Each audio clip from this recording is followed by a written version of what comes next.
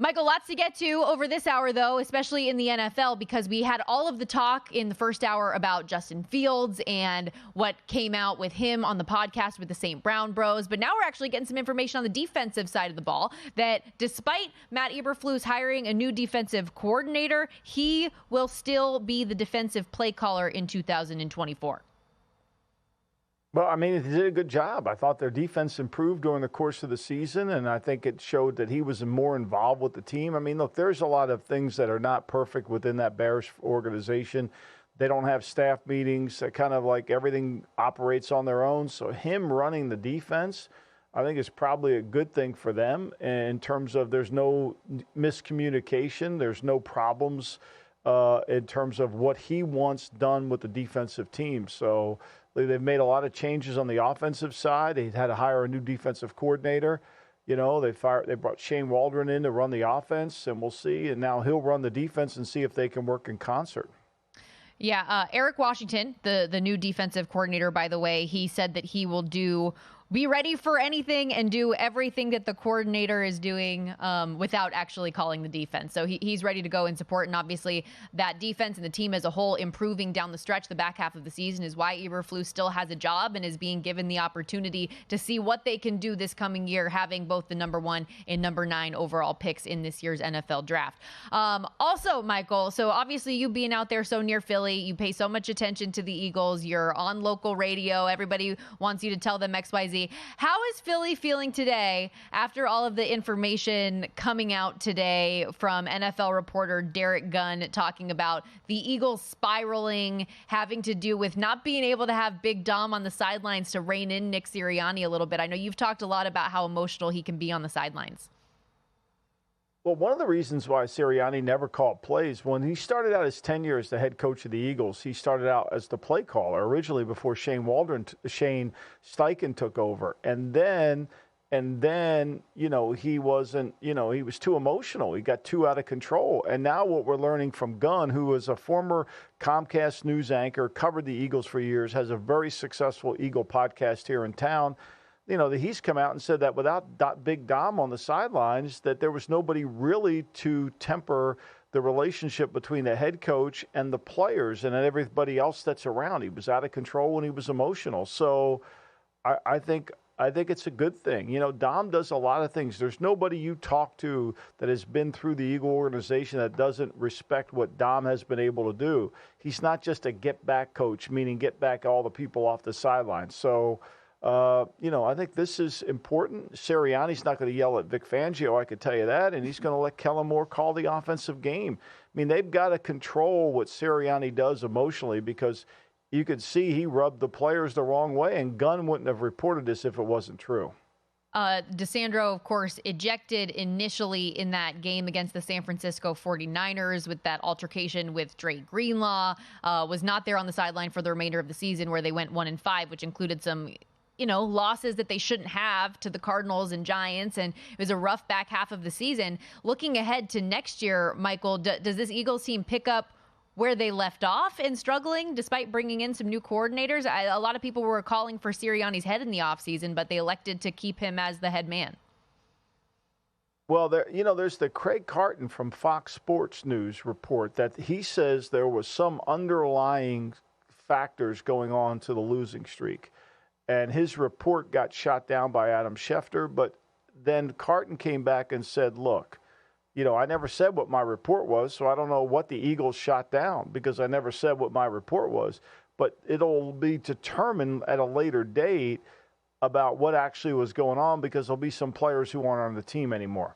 I don't know any more than that. But you could sense that the Eagles were not harmonious. Hurts, also what Gunn said was, once you got paid, he became distant. He became preoccupied. You could see it on the sideline. You don't need to be an insider to see it. I mean, he kind of sat off to his side. There was a disconnect between him and the team. There really was. We saw Lane Johnson try to talk to him, just shaking his head. Remember, he came out and said, you know, we got to work harder. Well, we find out now that he was preoccupied. So I think their culture is a little bit ragged right now. I don't think they're on the same page. I don't think they're on the same platform. And I think it's going to really see what it can bring to the table. Hiring new coaches doesn't always solve that problem. Their culture's got to get solved. And then, when we talk about this team, their defense was horrible. They got slow and old quickly. And that's the last thing you want to be on defense is slow and old. And so there's a lot of work to do in Philly. They're not as close to where they need to be. They're saying Kelsey is, he's going to retire. I think it's pretty clear by his behavior this offseason. So they're going to need some changes in the offensive line, and they're going to have to change how they approach it because as that year went on, they got worse. They didn't get better. Yeah, it's interesting how you go from nearly winning a Super Bowl to a 10-1 start where, there were some things that underlying stats, underlying things where you thought maybe they shouldn't be 10-1, and then really spiraled down the stretch, whether that has to do with Dom or that's just one small piece of a lot of underlying issues that there were there for the Philadelphia Eagles. Last year, they lose their coordinators because they did so well. This year, they lose their coordinators because they struggled mightily. Another team that's got... Because they didn't do well. Exactly. Another team, though, that's got some coaching turnover, of course, is New England. And we talked a little bit about some of the comments from Gerard Mayo and Alex Van Pelt yesterday as they had a press conference. And we also learned that DeMarcus Covington, not Gerard Mayo, will call plays this upcoming season on the defense. He was the Patriots defensive line coach. Did that surprise you at all, or was that something that you expected? No, I mean, look, Mayo's going to take the same role that Antonio Pierce has taken on, the motivator, kind of run the program. I mean, he really never called plays. Stephen Belichick called all the defensive plays when he was there. And so Mayo never really was involved with that. So I think it's smart for him to take a step and move back. I mean, I don't know where they're going to put all these people in New England. The offices were, they got 21 coaches. I mean, they're now back to the NFL where, there wasn't this many coaches. I think this is a big problem for young coaches, right? You hire all these guys, and Mayo made the comment in his thing that he said, well, it's a different league now, and, there's a lot of work to do. There's no duplication. Well, yeah, but the problem is you're a young leader, and to manage this many people requires great leadership skills. It's hard. It's not an easy thing to do. And obviously, you're good friends with Bill Belichick, and he has, for years, had smaller staffs out there in New England. Does the fact that Gerard Mayo hired 17 assistants this past week and is going to have 21 coaches on the staff, does that just go to show truly how many hats a guy like Bill Belichick wore during his time as the head coach? Yeah, well, I mean, Bill was about not having too many people involved because it was hard to manage. The staffs become bigger and bigger, and then you've got to control so many different people, the leaks that come out of your organization. People talk, and, everybody wants everybody involved, collaboration, all that stuff. But, now all of a sudden, how many people are really involved? And I think the league has grown so big in terms of these organizations. You see it on the sidelines, and it's hard to get everybody aligned when you have that big of many people. It takes a unique leader. And I think, we would go down to Alabama, Bill and I, and we would sit in one of the rooms and watch tape, and Nick would have his staff meeting, and it would fill up a damn conference room. And we would look at each other and like, how does he manage all those people? Well, for Nick, it worked. And for Mayo, it might work. But for someone like me and him, it was like, wait a minute, that's too many people. We got too many people involved there. This is too hard. I know usually we have a news or noise segment, but this other question kind of falls within those lines. One other thing from the press conference that a lot of people took away was him not being at a podium and kind of segmenting himself as much. He was sitting at a table, and he said he wanted to be more at level with the media and closer to them to make it an open means of communication. Did you read anything into that?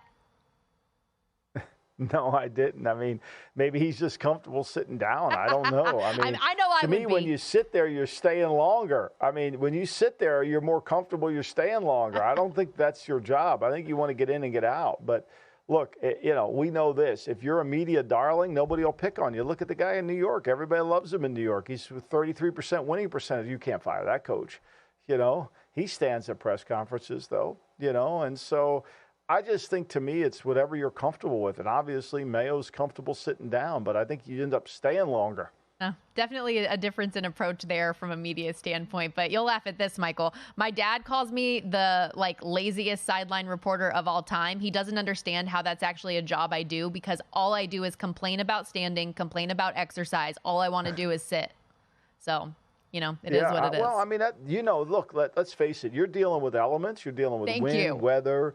You're dealing with reliability of the people that are going to tell you something that you can report. I mean, he should spend a day in your shoes. It ain't easy. Thank you, Michael. I appreciate that. And don't let his comments fool you, okay? I'm hustling. If there's an injury on the other side of the field, your girl is running, albeit embarrassing if it ever gets caught on camera. But I'm just all that to say, I don't blame Gerard Mayo if he truly just wanted to take a seat.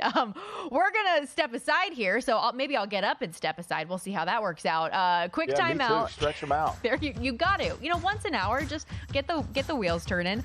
We've got not news or noise today, but no way or no doubt. So throw a few headlines at you, see if you think that these things are going to happen or not. Stay with us. Plenty more Lombardi Line ahead on VSiN, the Sports Betting Network.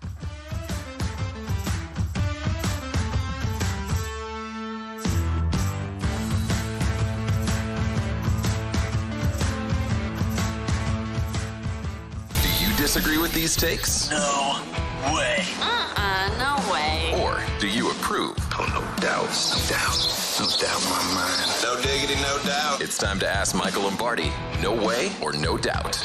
All right, Michael. The Patriots' new offensive coordinator, Alex Van Pelt, said yesterday when asked if he could envision Mac Jones starting in 2024, everything is on the table. ESPN Patriots reporter Mac Reese also says the Patriots drafting a quarterback with the number 3 overall pick, quote, should not be a given. No way or no doubt the Patriots will draft a QB in the first round in 2024. Well, I think this falls between we're not sure yet. I think we don't have enough information. But I would say no way to Mac Jones being the quarterback. Okay. I would say there would be a different quarterback than Mac Jones. So I'm going to kind of fudge. This is one of those you can't really give a no way or no doubt. I could see them signing a guy because they feel like the draft or they're not worth it or they could trade down. Robert Kraft has already said this is the most important draft in his 31 years in his career as the owner. So we'll see. But for me, I think ultimately, we're too early in the process. Everybody wants an answer on who they're going to get. Here we are in February, and you go through Twitter and you read, well, who are we going to get? I mean, the Eagles are asking who they're going to get. They want to know, it's too early. You don't even know who you're going to get. And let's be really clear here again, Stormy.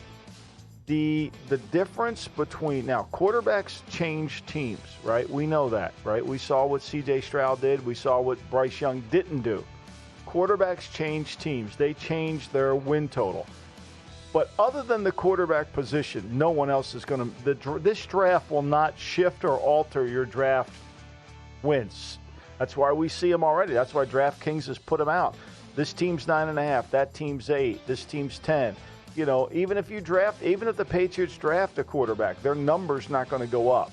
Even if the Falcons trade for the greatest quarterback in the history of 10 wins in Justin Fields, their number's not going to go up, right? It's all going to be the same. And so I think you have to be careful about putting so much on the draft. The draft is just the newer play. What matters more than anything is last year's draft. We got to get those guys to play good. Sure, that was a hell of a line there on Justin Fields. But as it pertains to the Patriots, one thing is for sure, they need a lot of change offensively because it was they and the Carolina Panthers, Panthers obviously the worst team in the league this year with just 2 wins, had the fewest points scored per game this year, and the only team with worse quarterback play in terms of QBR was the Jets. So it was problematic offensively for this squad. Let's go to college football here. Lots of reports coming out of yesterday's CFP meeting, including the indication that before the 12-team playoff has even gotten underway, Michael, that they're talking about in 2026 expanding to 14 or 16 teams. No way or no doubt, the CFP should continue playoff expansion beyond 12 teams. Yeah, well, I mean, I think 14 might be the limit, right? I think, let's go back. I mean, we were talking about this yesterday when we had Stuart Mandel on. There's no way they should expand it. Let me answer the question. I don't think it should go to 14 because there was going to be some games. What did he say? If we would have had this last year, 5 would have played, Georgia would have played Liberty. Would that have been a good game? You know what I'm saying? So do we really have 14 that we could make good? Look, we've gone to 7 playoff. This was the first year a 7th seed beat anybody in the playoffs. And obviously Green Bay took care of business. But, I think to me 14 college teams qualifying may be a stretch. 12 might be the right number. I think it's probably 10 would be more of the right number.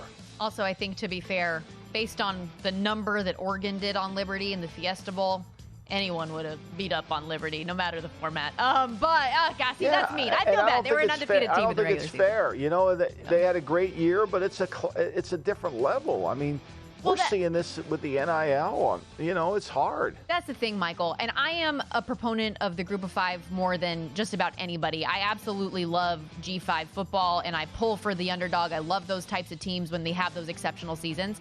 But I think 12 is a good number. Let's get through 12. Let's see how 12 works before we talk about adding in more teams and see what the level of competition is from that standpoint.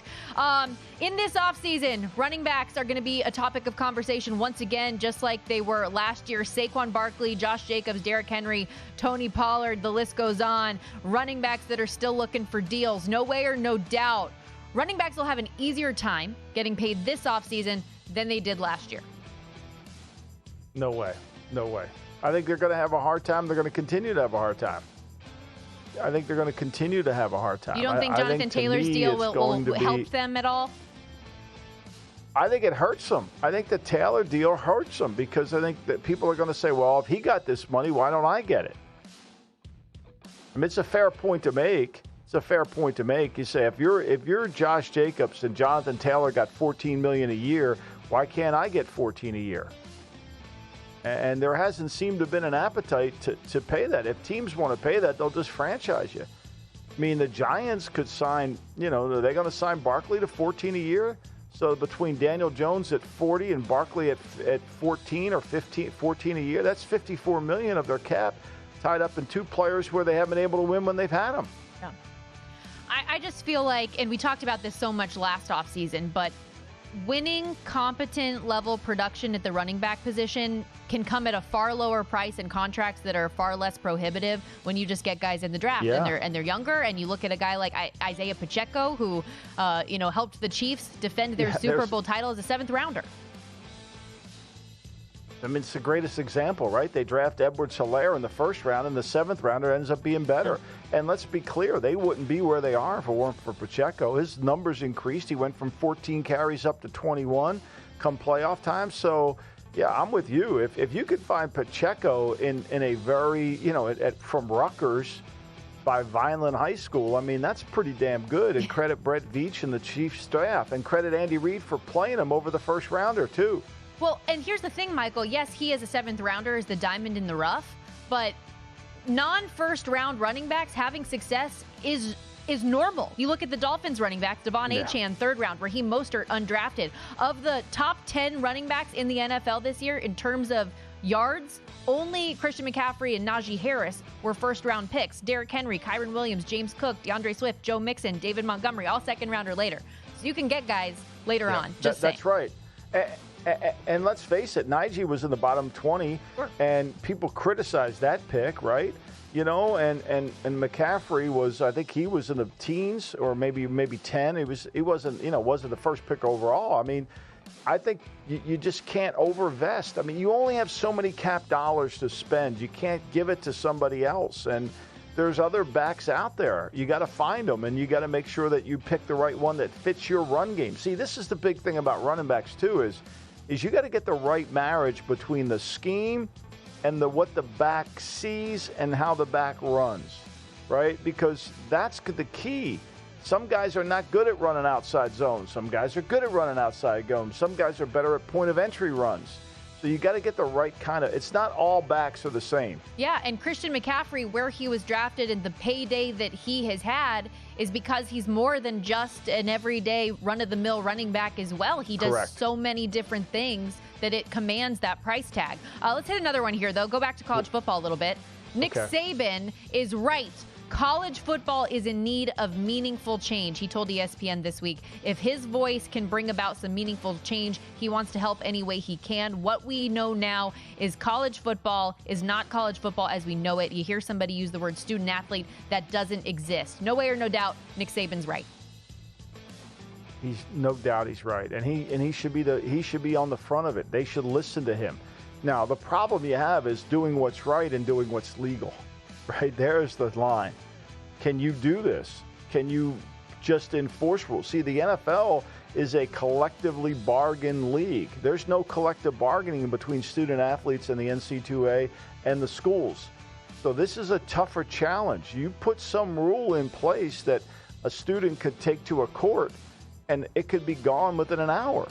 So there's change is important, but being able to have the change that's legal change that gets passed by everybody is even harder. That question I asked Stuart Mandel yesterday, if we're going to have 12, are we going to let these kids transfer in the middle of everything? He brought up Kyle Allen. He's right, Kyle McCord, I'm sorry. He brought up Kyle McCord. I mean, that's a hard thing. I'd like to see them stop changing schools when the bowl games are going on and then do it after. Yeah, and I think a lot of that has to do with the academic calendar too, and you see coaches being able to take off at that time. So how do you coordinate all this and make it make sense and make those games meaningful? Plus, I need to do a little more research on this, but the number of coaches that have left college football for the NFL each of the last 2 years, 23, last year 28, feels like a lot. We'll be right back on the Lombardi Line.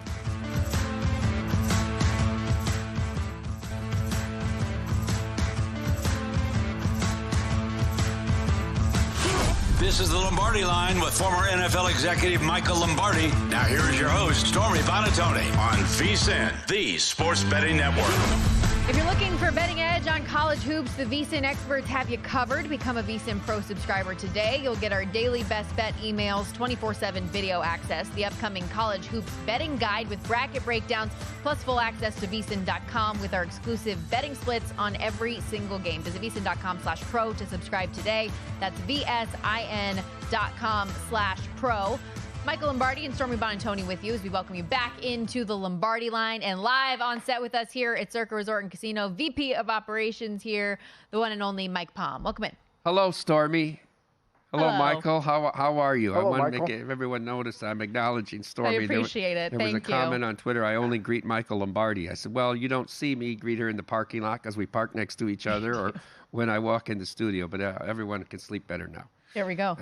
Appreciate it. See, we're covering the important things here today, obviously, Michael. But welcome in, though. Thursdays are always such a long day for you. I'm always glad that you can join us. They are. They're the kind of my busiest day, but I stay up to prepare the no hyperbole. So it's fun, though, and I enjoy being on with you and Michael, whether it's football season or not. Yeah, so explain to me why I heard the no hyperbole about Caitlin Clark today, and why is there so much hate towards her? I don't know, Michael. She's the only comparable thing in my lifetime of one person who elevated their sport to this level in terms of viewership, in terms of betting, is Tiger Woods with golf. He was such a needle mover. Michael, there's women's college basketball games that had 2 million viewers. Could you ever imagine that? And I can't wait to see what she does for the WNBA, right? And so everybody's coming now with the, she did it with an extra year. No, she didn't. She played less games than Plum, and she's shooting 40 times. I wish they would embrace that. I know she took some guff because, she did the John Cena, I don't see you, and then Angel did it. It was a whole racial thing in the Final Four last year in the championship game.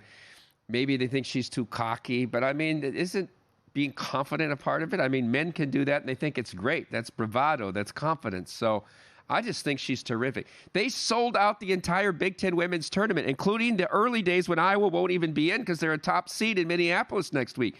Tickets for the finals on the secondary market are over $200 a piece. It's amazing.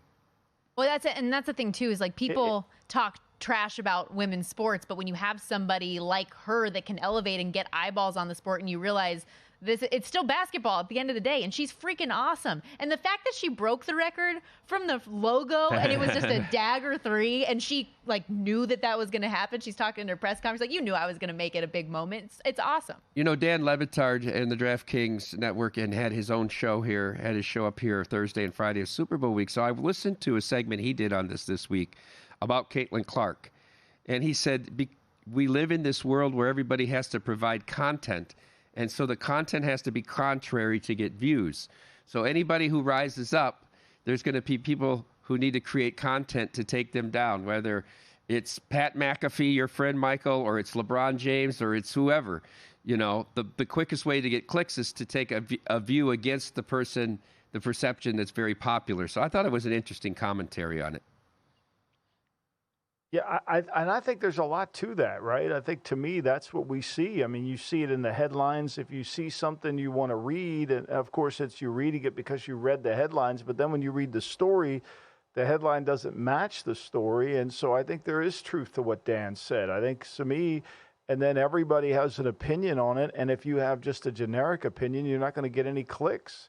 But, you know, it's funny, though, Mike. We live in this world where everybody wants to have an opinion, but nobody really, nobody wants to say something that's not comfortable. You know, it's like, why do we pick on her? Like, what's the deal? Like, why is this, why does Lamar Jackson always have to face, well, he can't win a playoff game? Well, I mean, there's a lot of people that don't win in playoff games. He's still the MVP of the league. Like, why these questions that keep coming up? Tom Brady is, the reason they won all the Super Bowls and nobody else did anything. It's like, there's narratives that never seem to change.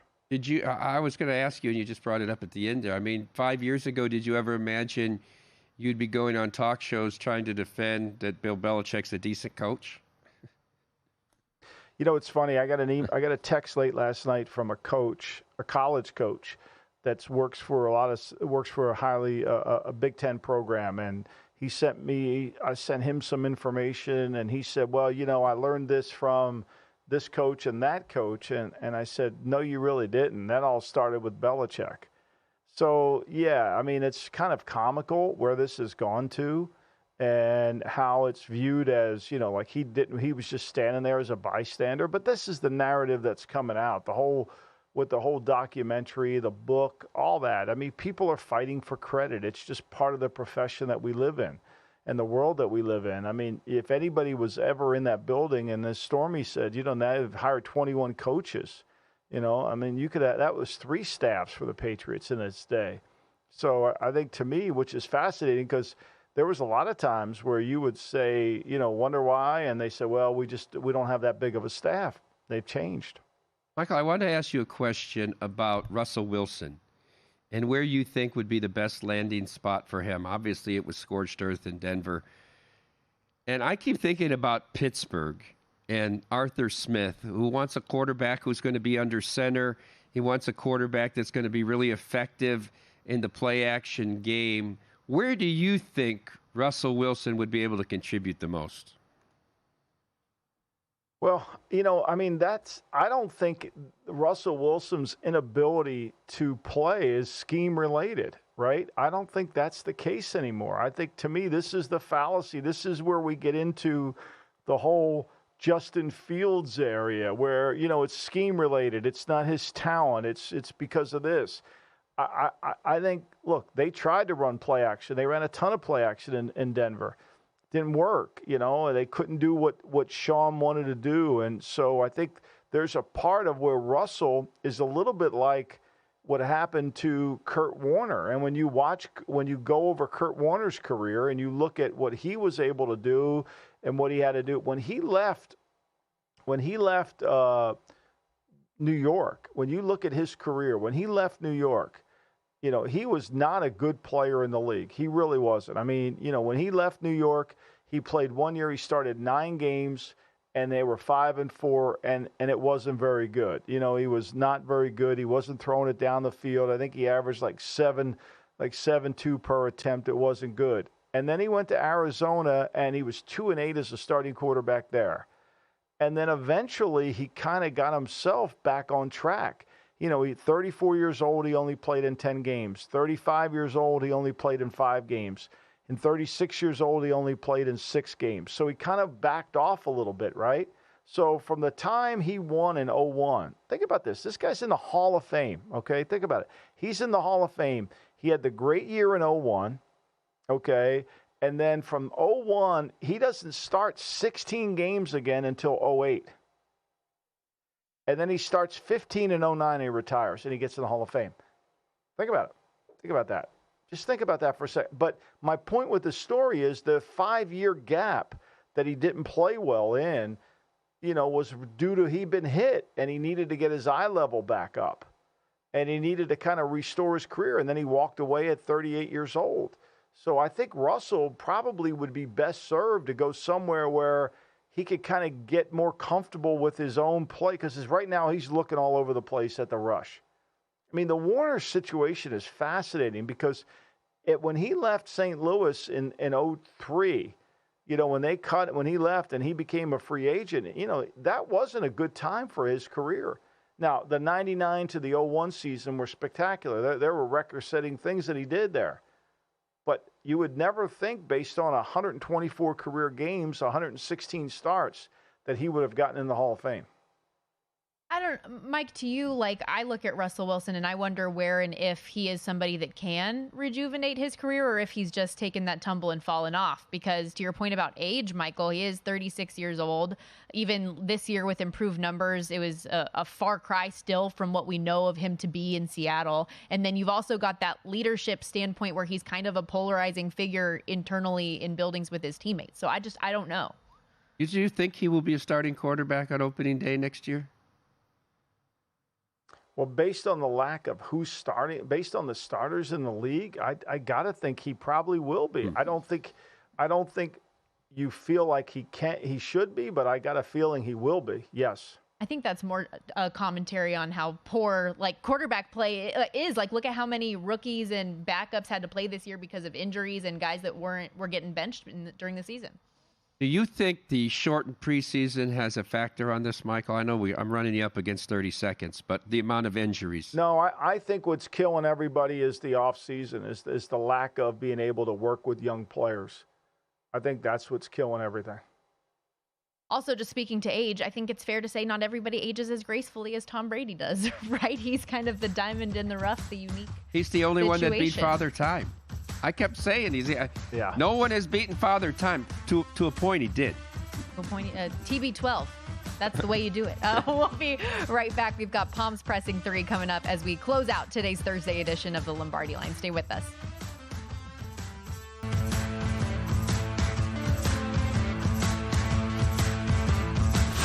This is the Lombardi Line with former NFL executive Michael Lombardi. Now here is your host, Stormy Bonatoni, on VSiN, the sports betting network. This week on DraftKings Sportsbook, new customers can deposit $5 and get a no-sweat bet up to $1,000 in bonus bets if your first bet loses. Download the app and use the promo code VSiN when you sign up. That's VSIN. DraftKings Sportsbook, the crown is yours. We're wrapping up today's edition of the Lombardi Line on VSiN and DraftKings Network. Mike Palm in studio with us, and it is time for Palms Pressing 3. What do we got today? All right, Michael, number one, in this coaching cycle that we're in the NFL, what is the most baffling staff hire to you? Head coach, assistant coach, or I was focusing on assistants or coordinators. What decision are you scratching your head about? I was surprised at the Kellen Moore hiring here in Philly because, Philly's success was with the run game, right? I mean, Shane Steichen did a great job of the RPO game, the run game, and I don't see that as being Kellen Moore's specialty. I think one of the things he's doing, he's got a bright offensive mind, but in terms of how he managed the game, I kind of thought that one, although, he's very well, he's popular. I thought the Roman hire for Jim to go back to him again after his brother fired him they say they didn't fire him. You know how that goes. But that reality of it is with no passing game and you have Justin Herbert there, that staff to me, as much as I love Jim, that offensive staff is a little bit confusing in the sense that you've got Herbert, you've got his coach at quarterbacks, you got Roman, then you got Mark Trestman as a senior assistant. There's a lot of personalities in those places. And I thought the Anthony Weaver hire in Miami was fascinating in that sense because Weaver's a defensive line coach. He's never really coached the back end, so it's going to take some kind of co-coordinator type stuff to get that worked out. And I think walking in there and having to replace Vic, who the players didn't really like because he was too demanding on them. Well, what does that tell you about what's going on with their program, right? Like, you're in South Florida.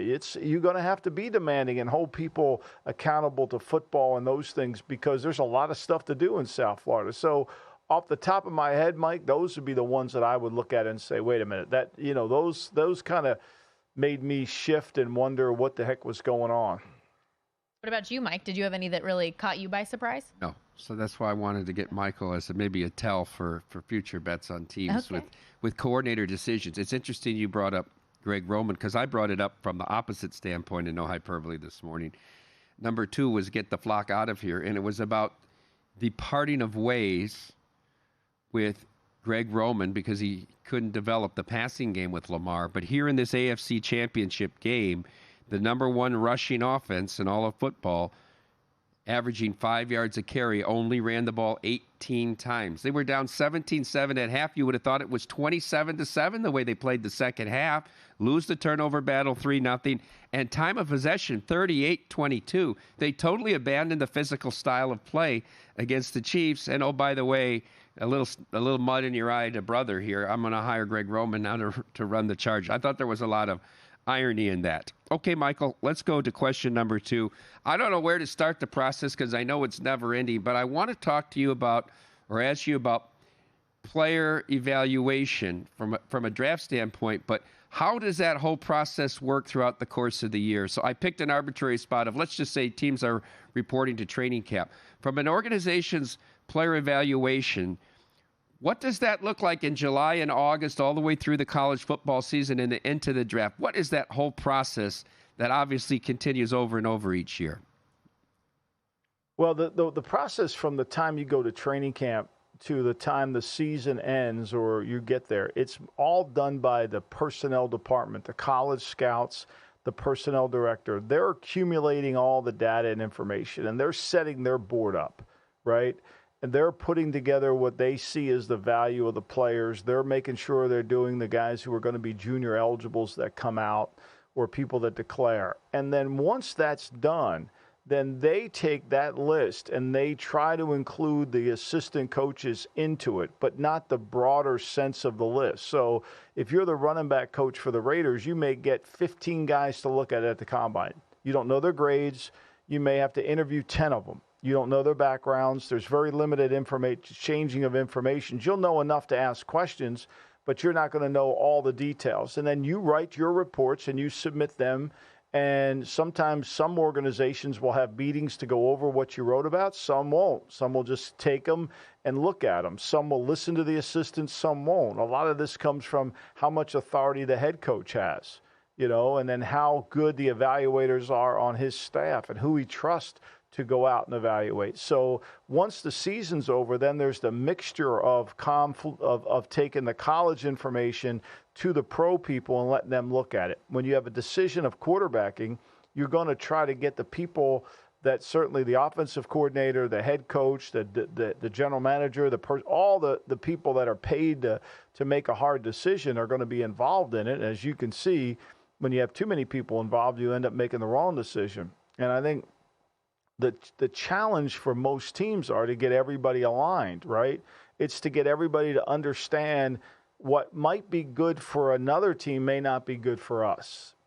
And so, and it's funny you say this. We're having a seminar today on the Daily Coach at 4:00. It's free, and we're going to talk about this exact subject. It's about really who do you want your team to be, and how do you visualize your team, and what grading system do you have to utilize that? And the same thing applies in business, whether you're hiring for Circa, whether you're hiring for the Raiders. You have to have criteria for each position. A lot of teams don't spend enough time on that criteria, so scouts are just scouting outside in, not inside out. All right, final question, Michael. Have we come to an era to put an end to these all-star, all-pro games? Baseball's the only one that has any resemblance to the actual game they played. This travesty in Sunday in Indianapolis, I mean, it was an interesting betting situation. We opened this game 366.5 and closed 353.5, a 13-point move to the under because Adam Silver said, we're going to have a competitive game. It's not going to be like last year. Joe Dumars beat the drum. Everybody bet under, and the game should have had almost 400 points scored. 173 points. I mean, it's really a joke. And football went to the flags, and I mean, it has nothing to do with. Isn't this really just about a resume for a Hall of Fame? I was a first-team All-Pro. I was All-Pro. I was in the All-Star. and the skills competition, which is the fun part of it, the three-point contest, the quarterbacks, accuracy contest and all that. Isn't that what it should be? And stop trying to pretend that we're going to have a game that's something like what we see during the regular season. I couldn't agree more. Now, baseball, it fits. Basketball, it should fit, right? It should fit. They should play harder. I mean, it's a game that we should be able to enjoy. That, it's we're not saying it's going to be intense lockdown, Detroit Pistons, Chicago Bulls style with Chuck Daly on the sideline type of game, but we are saying it should showcase athleticism and talent, but not lack of effort like we're seeing. And I think that's the case. Football, I completely agree with the direction it's going in. It's too risky for those guys to play in an all-star game and get hurt. It's just too risky. The finances don't work anymore. It used to be, Mike, that they went to go play in the hula ball and made money on it, and it was important money that they needed to supplement their income and get more money. That ain't the case anymore, right? You got bonuses in your contract, the TV money. Really the bigger issue for the NBA and for a lot of leagues other than football is the NFL's. Stormy asked this question today based on the PF Pro Football Report saying the cap was going to go up. The money that's coming into the players in the NFL is going to increase the cap. The money the NBA may not be getting is going to maybe decrease their cap. And that's when they're going to have problems with their players because no player likes to take a pay cut. But if you're not bringing in revenue or bringing in ratings, how the hell do you keep charging the networks, which fund the leagues, what they're going to have to pay? All that to say, too, I know a lot of NBA fans were left a little bit stunned after, because there's all this criticism about the game and how high scoring it is. And you have Luka throwing up a three from the opposite 3-point line, even though it's not a buzzer situation. But they still were up like 20% viewership from last year. Which was the all-time low last year. This was the second lowest. I mean, that's how bad it's gotten. But like the 3-point contest, I think is a blast. I think that's love it. super fun. Maybe it'll be Caitlin and Sabrina against Dame and Steph next year, right? Keep finding shouldn't fun the ways to dunk refresh contest it. be somebody who's actually playing in the league? Shouldn't the dunk contest be somebody who plays in the league? Back-to-back champ. He hates it. Well, LeBron ruined it because he wouldn't play in it. All those guys used to do it, right? Sean Kemp, Jordan, Dominique Wilkins, Vince Carter did. They did it for many, many years. And then when LeBron's, I'm not going to compete, I think it just absolutely ruined it. And you just see the same stuff now. It's not like particularly creative anymore either. I don't even watch it. Yeah. I only watched the 3-point. That's the only thing I watched. And I really watched it for the Steph Sabrina.